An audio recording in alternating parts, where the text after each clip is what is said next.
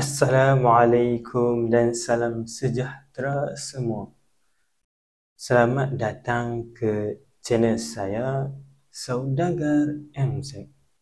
Alhamdulillah, malam ini saya terpaksa membawa satu berita yang sangat mengejutkan dan menyayat hati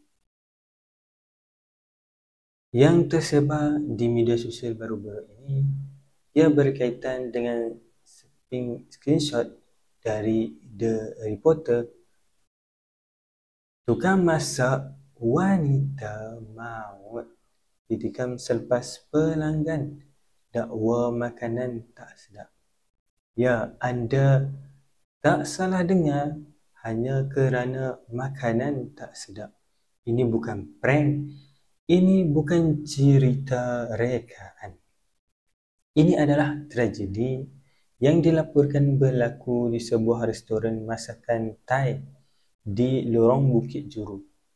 Persoalannya, adakah nyawa seseorang itu nilainya sama dengan rasa tidak puas hati terhadap hidangan? Hari ini kita akan bedah siasat kes ini, lihat reaksi netizen dan apa pengajaran yang kita boleh ambil. Pastikan anda like video ini, subscribe jika belum, dan mari kita mulakan insya-Allah. Berdasarkan laporan awal dan sumber yang boleh dipercayai, kejadian dilaporkan berlaku di sebuah restoran yang menyediakan makanan Thai.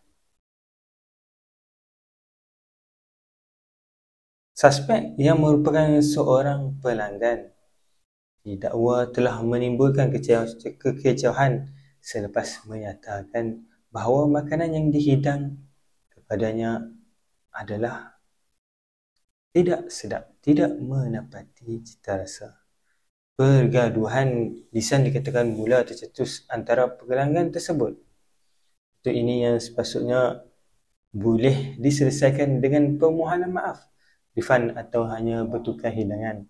Malangnya telah memuncak kepada tahap kekerasan. Suspek dilaporkan telah menggunakan senjata tajam